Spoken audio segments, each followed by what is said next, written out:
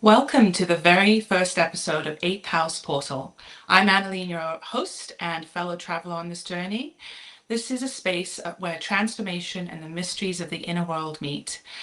Let me introduce why 8th House Portal was created and what the 8th House represents. This podcast was created because, truthfully, I wanted to learn more about these topics myself. I've always been drawn to the esoteric, the hidden layers of life, and the deeper nature of what it means to be human.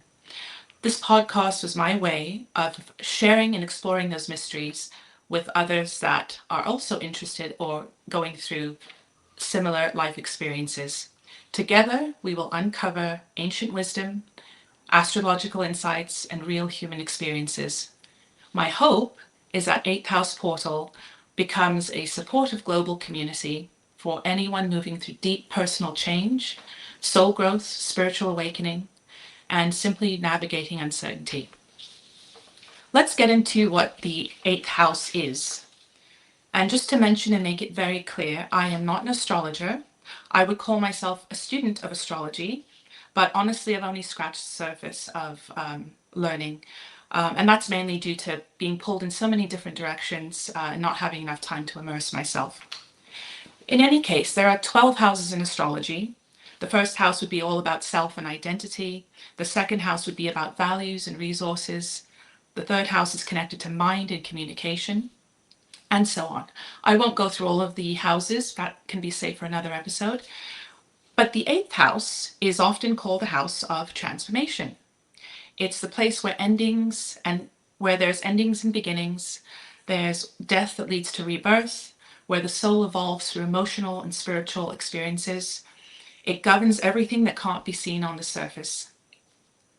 It's the hidden, the taboo, and the sacred. It's the realm of mystery, intimacy, shared resources, shared energy, soul level connection.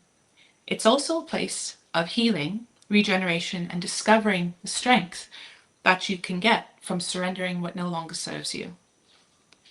The 8th house asks us to face our fears, our attachments, and parts of ourselves that we keep buried. But it's also the place where we uncover our greatest power, the power to transform, awaken, and rise again, but more wise and authentic than before. This podcast will explore all these themes and how they show up in real life. And just to reiterate again, I am not an astrologer, and this is not an astrology podcast. I do, however, use astrology as a tool for deeper understanding of certain topics, as it has helped me over the years to understand myself and the world around me. And I find that once you start learning things like astrology, what I call an intuitive science, I'm not sure what everybody else calls it, but you can't unsee it. It starts revealing the order within the chaos, the rhythms beneath the surface of life. There's a quote that I've read before, and I think it fits nicely into the theme of the 8th house portal. I believe it's an ancient alchemical saying, to face the dragon is to seize life itself. So the metaphorical dragon would be the fear, the shadow, the chaos that you have to face, which would be 8th house work. Going through the darkness, emerging with fire, being renewed or transformed. Today's episode is very special. It wasn't supposed to end up on YouTube Live, but the last 2 weeks have had many twists and turns, and we've ended here, and including a list of technical issues right before we went live. But we also have a very special guest. Today's episode will open a doorway into the hidden foundations of the birth chart. The Imum Coeli, I hope I'm pronouncing that correctly, or the IC as it's well known. So if you're someone who seeks a deeper understanding of yourself, patterns, your transformations, your hidden currents in your life, I invite you to step into this space with an open mind. Whether or not you consider astrology to be real, I encourage you to simply observe, listen, and reflect. You might choose to test astrology, maybe to follow along with your own birth chart. See what resonates with you as the conversation unfolds. This is only an invitation to explore, question, and perhaps discover insights that illuminate your inner world in ways you didn't expect. And if you would like to get your birth chart, there's various ways. There's a platform called Etsy. You can order them, you can have them delivered and frame them, or you can have the easier method, which is getting a free birth chart online. I use astro.com. So if you go to astro.com, you would go to the top left of the website where there's 3 lines, click on there, and it should say free horoscopes. Click next on horoscopes, drawing, and data, then choose extended chart selection. And you will need your birth date, your birth time, and your location of where you were born. If you don't have all those things, it's not going to be accurate. So once you input your data, it will generate a chart for you. And you might find a whole list of options once you get in there. I would suggest, especially if you're very new to astrology, don't click on anything. There's a default settings that should be fine, but you'll see things like asteroids and nodes. Just leave all of that and generate the chart. Once you have that, you can print it out, or you can just keep it open on your computer. So the IC is where our story begins, long before we can speak it. It's the midnight of the chart, the part of us that remembers where we come from and shapes how we respond when life asks us to transform. There's a book I have called The Only Astrology Book You'll Ever Need by Joanna Martin Wolfach, and she mentions that the IC, or the nadir, which is an Arabic term, is the lowest part of the heavens, one of the 4 angles in a horoscope, and marks the cusp of the 4th house and is directly opposite the midheaven. It represents a person's beginnings, psychological roots, parents, home life, and what you inherit from previous generations. To help us explore the profound meaning of the IC and also review the birth chart of a famous actress, I'm so honored to welcome the first special guest on 8th House Portal. From his YouTube videos all of a sudden popping up on my feed in 2024, his unpretentious, authentic manner and the realness of his episodes, especially when we can hear his dogs barking in the background or the kettle steaming in the background. I welcome astrologer Archie Dunlop. Welcome, Archie, and thank you so much for joining me. Hi, thank you for inviting me. Oh, you're very welcome. How many dogs do you have, Archie? Just out of curiosity. Just one. Just one? We've got one. The dog, what is it? It is a Slovensky Chuvach, which is... Okay. Well, you probably might have heard of a Great Pyrenees. Yes. So it's similar to a Great Pyrenees. It's one of the big European white dogs. Like you've got a Maremma in Italy. Okay, you've got Pyrenees, and obviously the Pyrenees in France. Yeah. And then you've got Maremma, and you've got a couple of others. But so it's a big white dog. Oh, it's wonderful. I would love to get a dog. I love golden retrievers and huskies. That's what I'd like to get when I move into a bigger home. That is, they need lots of space.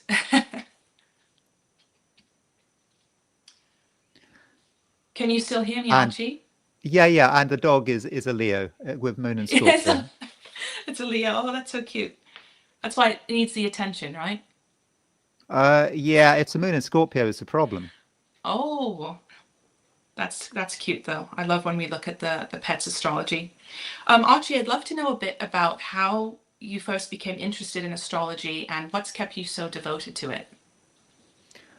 Okay, so I mean, I started getting into astrology.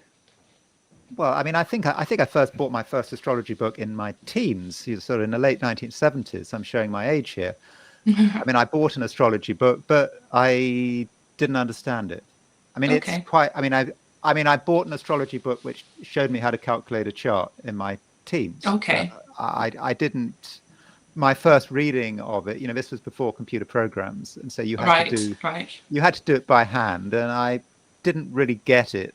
And then I sort of went back to astrology in my early 20s, and this time round, I gave it a go, and I was able to calculate my own charts. And then I wasn't really sure what I wanted to do because I just left university, and I didn't really know what I wanted to do with my life, and so I drifted into astrology, and but once I made a decision that I was going to just completely just go with it. I just made a decision one day.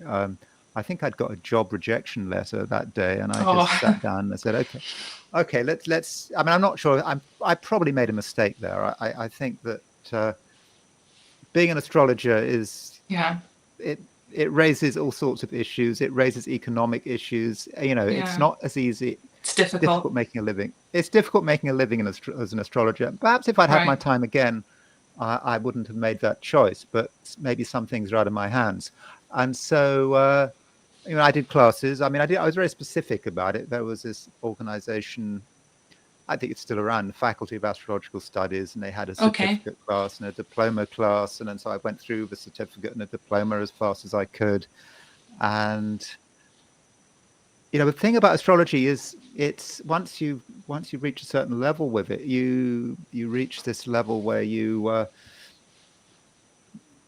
actually want to give it up. I've been trying to give. I've spent a great chunk of my life trying to give up astrology, but it's once you reach a certain point, you can't. You're just stuck with it, and it just gets you. And so here I am, and now it's like. It feels like a race against time. It's when you're in your early 20s, you've got all the time in the world. When you're in your early 60s, so, yeah. You're going to be dead soon. So you've got to do what you can before you go. So now it's just with desperation to publicize it, maybe to talk about my insights. Whether my insights are of any value, I have no idea. Oh yes, they are. Yeah. Did you? I think you might have mentioned that you wrote a book. Was that something you mentioned before? Yeah, in the 90s, I wrote 2 books. Well, the main book was, what was it called? Life, Love, and Destiny. It was just before the entire astrology publishing industry just collapsed. I mean, it was right at the end because now it is incredibly difficult to get a book published on astrology, except by some small publishing. Some small. It's almost like self-publishing. So I know astrology is really popular at the moment, but it's incredible. I mean, it's always incredibly difficult. And I had a co-author who was she was the astrologer for Vogue at the time, or Cosmopolitan. She was astrologer for Cosmopolitan, and she's a very good astrologer, Barbara Dunn, and certainly there are certain types of astrology where she is the real expert. The real deal. I mean, she takes things to a different level, but I'm not quite sure what she's doing at the moment. So I co-wrote this book. I co-wrote these 2 books, but they've been out of print for decades. I mean, you can still get hold of them if you are secondhand. That's definitely something to be proud of, though, I would say. That's amazing. I did have an interest quite young. I was around 6 or 7, and I remember picking up, I think it was the Daily Mail or some newspaper, and my mum caught me reading the astrology in the newspaper. So I was looking at these symbols and Pisces, and I'm like, oh, I'm a Pisces. I was born, 17th of March, and she caught me twice reading astrology. And I come from a Catholic family, so things like astrology were forbidden. And I remember having the courage to ask her the second time she told me to stop reading it, why can't I read it? Why is it considered evil? And she couldn't even answer that herself. She just says, you shouldn't be reading this. She made me feel really, really bad. She said, did you want me to tell your granddad? So that's when I dropped it, because I was very obedient and I did what I was told. So I stopped, and then I picked up the interest again, maybe about 5 years ago, 6 years ago. So it's too bad. I wish I would have stuck to it and just kind of been disobedient and studied quietly in private. I would have been so much better at it now, but I'm getting back into it slowly. So, but I would say that what you've done so far, I mean, you're an amazing astrologer from just listening to your videos every day. I mean, you do them every day. That's a lot of work.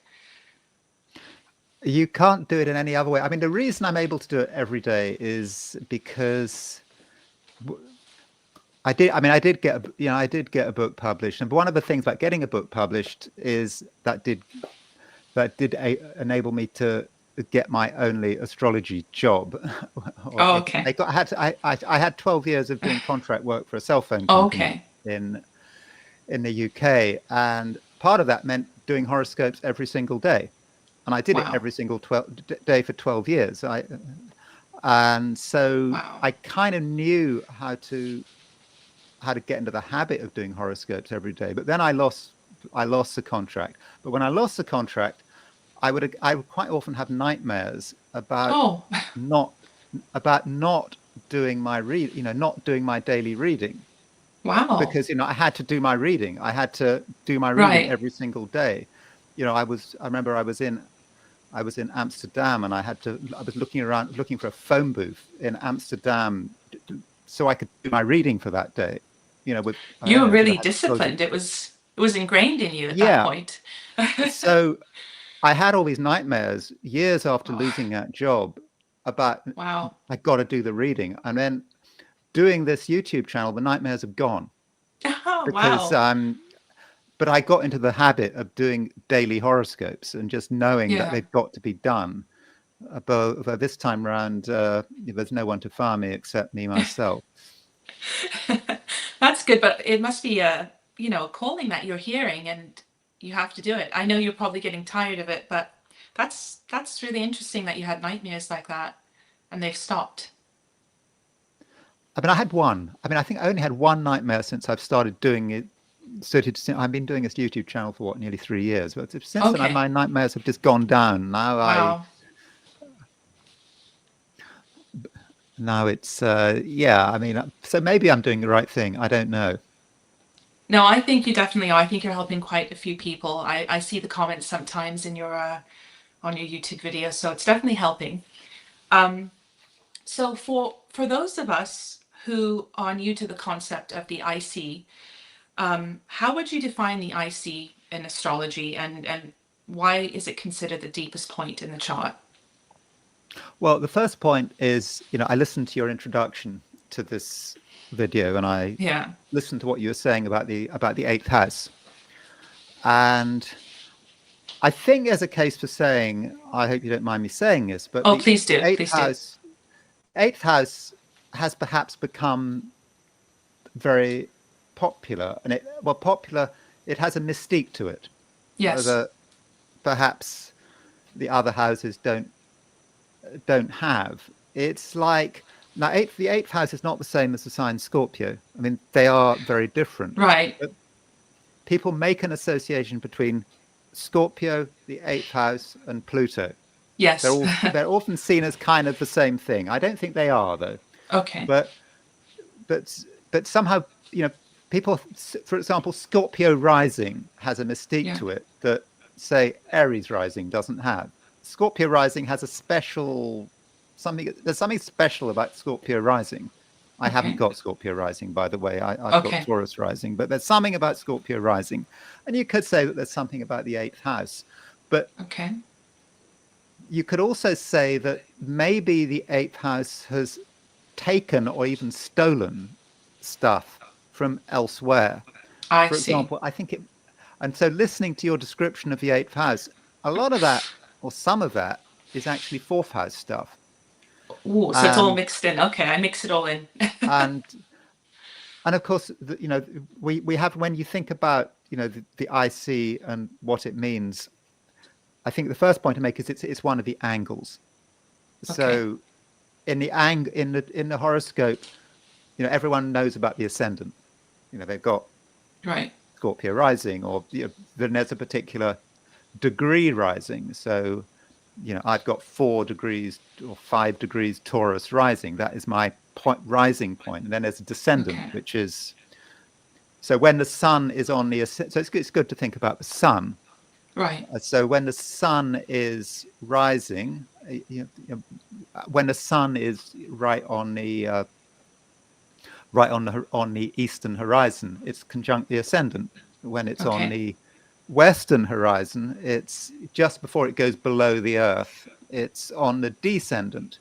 And at approximately noon, I mean, kind of daylight saving time can mess things up a bit, but at noon, all things being equal, the sun is, right above your head. It's in the middle of the sky. Right. And so you might be able to see some kind of a journey. And so the journey perhaps starts with the sun rising, perhaps a new beginning. And you can perhaps see it in terms of life. I'm here with the sun rising, then you get stronger and stronger and you reach your peak at noon. And then the sun starts to go down. And then at the descendant, it goes below the horizon. And then it keeps going down. You can no longer see the sun, but it keeps going down. And then at midnight, as you mentioned, that is the point when it is at its lowest point. That's what that's where it's at the bottom of the heavens. It's nowhere to be seen. So the IC is arguably the most secretive part of the chart. It's the part of the chart that absolutely does not want to be seen, and it doesn't have to be seen. And it might be the very beginnings at a kind of a seed level. And you also mentioned the family and the parental axis, and so different astrological systems have different ideas about parents. For example, in Vedic astrology, the fourth house is connected with the mother. A lot of astrologers connect the fourth house with the mother, and on the surface, it sounds reasonable for the fourth house to be the mother. But in Western astrology, sort of modern Western astrology, the fourth house is not the mother; it's the father. And again, at first, that might not make much sense, perhaps from a sort of a traditional perspective. Maybe not anymore, but the father, goes out to work, 10th house, career, all that sort of male view of it. But the reality is that if you think about birth, the father doesn't actually have to be there at the birth. He doesn't even have to be alive. Whereas the mother very much does have to be alive. Very present, And the father, people sometimes don't know who their father is. That's true. And again, the father doesn't have to be there, but the father is kind of hidden. And I see. Or at least he very often is hidden. And I think probably most children, if you take the normal sort of gendered way of looking at things, most children are introduced to the world, the MC, not through their father, but through their mothers. Their mum, yeah. That's and true. I remember there was a long time ago, I was doing this degree, it's a psychology degree, and it was I had to read this book on voting intentions, and they did this analysis of why people voted what they did. Where did their political views come from? And they weren't very conclusive, but the closest they could come to was saying it had something to do with how the mother voted. Not how the father voted. No. And so but again, that kind of illustrates the point that the mother is perhaps the MC. She's more about the sun at noon. She's how the child relates to society, and the father is something more hidden. The father is perhaps in the sort of a midnight position, and I do think that does make sense, but although even at first it doesn't. And so the IC can represent the father and one's relationship to the father. I think it can be about your parents in general, not if you try to divide them up, but your parents in general, and your family and your roots, and perhaps where you came from.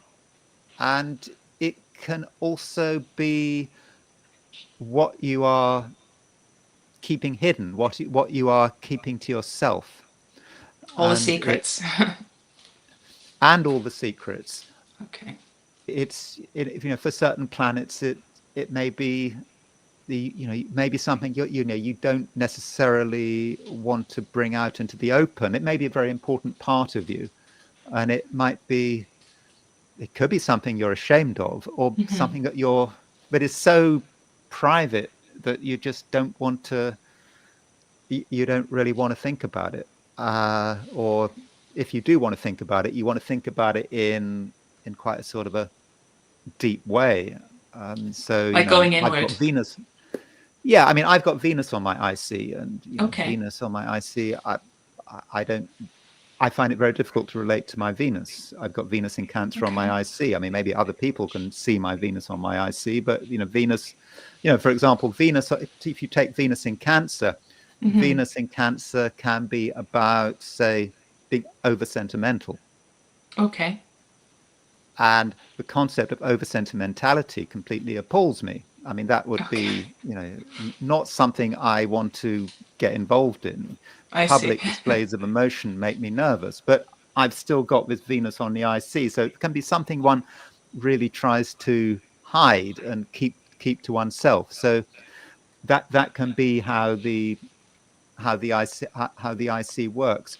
Though also, if you've got any planet on any of the angles, whether it's the ascendant, the descendant, the midheaven, or the IC, it's still prominent.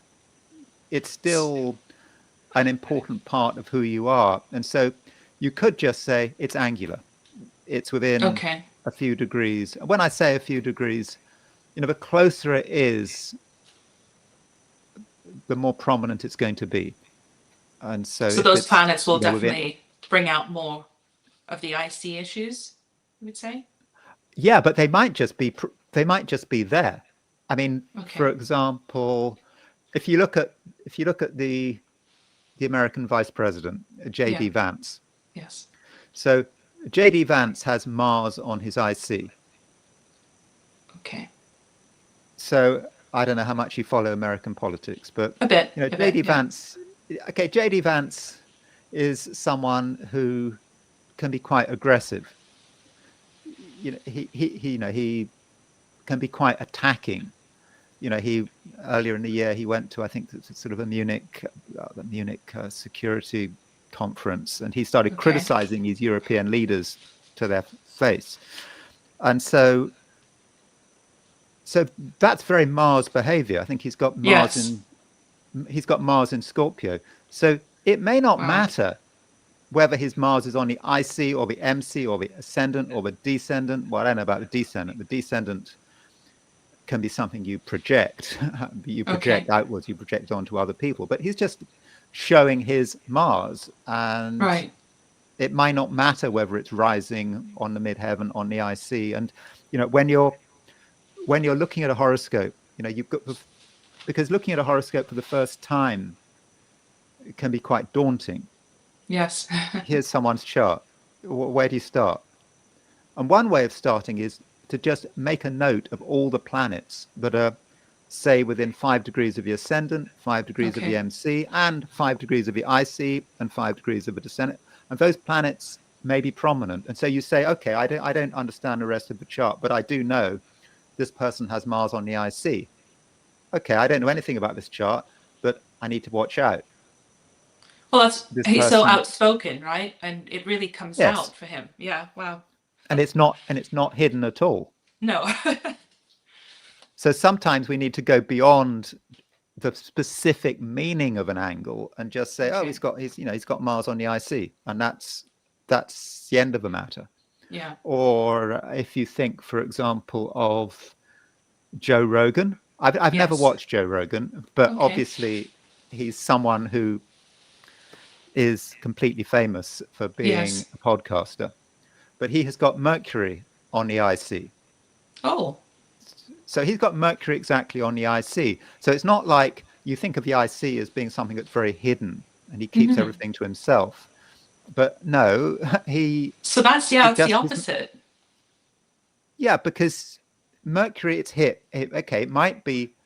Again, I don't really know anything about him, but Mercury on the IC, the concept of, I think it's Mercury in Leo. I think he's got Mercury in Leo on the IC. Oh, okay. So with Mercury, is that right? Yeah, he's got Mercury in Leo conjunct the IC. So with that, he's just able to perhaps communicate from the heart. You think Mercury in Leo, he believes in himself. I mean, sometimes Mercury in Leo can be quite fragile. It's not necessarily the greatest place for Mercury in Leo, all things being equal, particularly if it's too close to the sun. But his Mercury on the IC just means he can communicate. And if he had Mercury on the midheaven, you maybe could just say the same thing. So maybe you don't have to differentiate necessarily, too much between Mercury and the, between the IC and the MC, and it just gives you him, in his case, a certain stability. And another thing about the IC is that it can represent the sort of the anchoring of the chart. So if you look at the chart, it's not just about planets close to the right on the IC, but planets moving towards the IC. Okay. In terms of a chart, it's a good idea to have a balance. You want to have some planets towards the IC that ground it. And so if you've got perhaps Mercury on the IC, perhaps you feel comfortable with your ideas. You feel comfortable with your ability to communicate, because it is about comfort. And again, I don't know anything Joe Rogan's got the it's in Leo, right? So he's able to communicate to the masses, which is what he does. Yes. In a very and it's natural to him, and it may say something about his father. If you've got Mercury on the IC, I've no idea about his father. I'm not going to speculate about what his father was like. But if you have got a planet conjunct the IC, so for example, let's say you had Pluto on the IC. So Pluto on the IC might represent a father who you don't know about, a father who is perhaps quite obsessive in some way, or a father who is very controlling. I mean, this is the issue with Pluto. Pluto can have many different ways. Some of them which are completely contradictory. Pluto is a mystery about the father, or it could be a father who is very powerful, who is very overbearing. I see. So those, that would be how Pluto on the IC might work. Although of course you've got Neptune on the IC. Well, Neptune on the IC might be a father you don't know who they are, or it could be a father who's an alcoholic. Right. Because Neptune is a planet of drugs and alcohol addictions. Or it could be a father who is very religious. I mean, Neptune on the IC. So you can see how it can work. It could work in a number of different ways.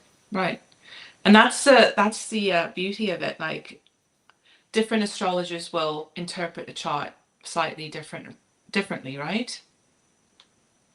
Or do you kind of get like a general basis of information, like for all astrologers, if you're a good astrologer, I guess?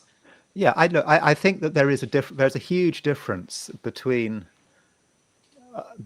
astrology and other, how shall I put it, other New Age practices. You're going to a psychic, for example, or a tarot card reader. So if I go to a tarot card reader or a psychic and they tell me stuff, particularly a psychic, it's take it or leave it. I mean, I can't. But if you come to me and I just, I don't know, not what I would, but if I tell you that you've had a horrible life and everything is disastrous and whatever, and I look at your chart and I can say, well, you've got this and that on your chart, and you've recorded me, you can take what I say and you can take it to another astrologer, and the other astrologer will know why I said what I said. Right. But But then they can say, no, yeah, I understand you've got Pluto on the IC, but you've misunderstood it. You've generalized. You have to look at this and that. So there is an objectivity to astrology. I mean, you mentioned that it was, what did you call it? I call it intuitive science. Yeah. I'm not sure what everybody else says. Okay, well, perhaps the science aspect of it is that there is a level of objectivity in the sense that you've got a chart. Right. And that you're not going to have two astrologers saying something totally different. Okay. I mean, their emphases are going to be very different usually, but they're not going to be a million miles from one another. They will both feel a need to comment on Pluto on the IC. They will notice it, whereas a psychic can just say anything. Right. Well, and that's the other thing I wanted to ask actually. Sometimes I've heard of the IC being described as where the soul remembers. I just wanted to know if you've heard of that before, and what exactly does it mean by remembering, the soul remembering? Is it remembering childhood? Is it remembering a past life? Well, of course, from a Hindu perspective, you, as I understand it, you don't remember your previous incarnations unless you have reached a certain level. Okay. I don't know. And I think, is it the Bhagavad Gita where Krishna talks to Arjuna, and Krishna talks to Arjuna as saying, before the battle in the Bhagavad Gita, Krishna talks about this concept of remembering incarnations, and Krishna sort of remembers his incarnations, I believe, but Arjuna does not. So you've got to be at quite an elevated level before you can remember your incarnations. And because, when you die, everything gets erased. I mean, assuming you believe in reincarnation, everything gets erased, but there's just the actions left. You've got the fruits of your actions. And so, but with the IC, well, it does depend what you believe in, but it certainly does it represents the past in a number of different ways. I mean, there is a past we can remember, right? And that might be the IC, but there's also where we have come from. For example, our genetic heritage. Okay. Yeah. Or our remembered heritage. I mean, or for example, families transmit values from one generation to another. I mean, and it can be an incredibly negative thing. Right. That families can do horrible things, and those horrible things can just be transmitted over generations. So that, looking at that from a very negative view. Right. And the past, well, it certainly goes back to the father, and rather than the mother, if you had to make a choice. Yeah. I can definitely see the father being part of the IC fourth house. The way you explained it anyway makes sense. Do you see the IC as purely personal, or can it be collective, like showing a nation's spiritual roots? Well, you could. I mean, I was looking, for example, at the United States' chart, right? And there are question marks about the United States' chart and when it came into being. But there's one particular chart that astrologers prefer to use. July the 4th, 1776 at 5:10 right in the afternoon, set for I think it's set for Philadelphia, which was the capital at the time. And that chart has an IC at 1 degree Aries. And why is that relevant? Well, it could be relevant because Saturn and Neptune are transiting the United States' IC at the moment.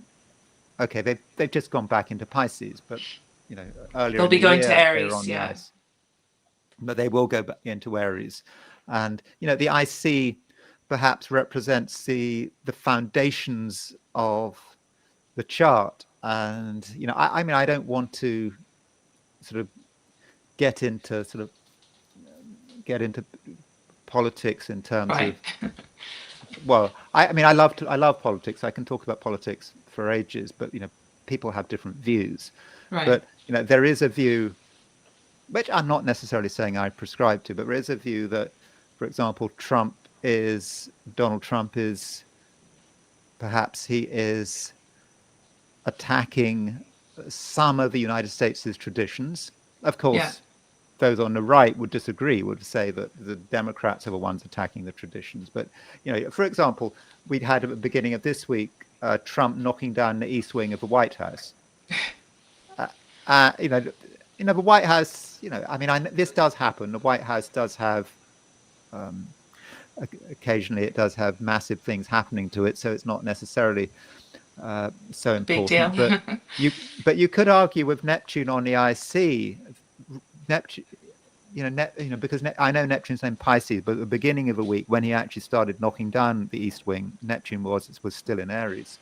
So you could say that the IC represents a nation's history, its heritage, the way it got used to doing things, its past, and with Neptune on the IC and Saturn on the IC, the nation is arguably being undermined. I mean, I don't think it's about Trump. I mean, people perhaps like to blame Trump, but Trump just represents some of the forces, both on the left and the right, which may in some way be questioning the very basis of the republic. So I think, yes, I think that from a collective view, certainly in terms of the United States' chart, I think that certainly it can be quite important, and the IC does represent the foundations of the matter. I always think that there's definitely powers behind all these people, like the president on both sides, that kind of control everything anyway. And we're just seeing two different sides, but there's something bigger behind everything that's just a bigger power. Well, that's right, because if Donald Trump had never been born, Neptune and Saturn would still have been on the United States' IC. Right. And if Trump had not been born, it would have been somebody else. There would have been someone else who would have been behaving in a particular way, and I'm sure that America taking the stage. And America gets the presidents it deserves. Going to the meaning of the IC, how is it different from the moon sign? Because the moon sign, it's kind of the same thing, isn't it? Like the moon stands for emotions, your childhood, instincts, past memories. Is there a more specific meaning or a difference, or because I know people use it interchangeably sometimes, probably. Well, I think that is the difference between that's the difference between the signs and the houses. Sorry, the planets. Yeah, the planets and the signs and the houses. So if let's say the moon is in Cancer. Yeah. And let's say, okay, well, let's actually say, well, as we're talking, the moon. Okay, well, but let's, rather than the moon being in Cancer, let's say the moon is in Sagittarius, because as we're talking, the moon is in Sagittarius. So let's say a baby is born right now, at this moment. Okay. Now, they could be born in Canada, they could be born in China,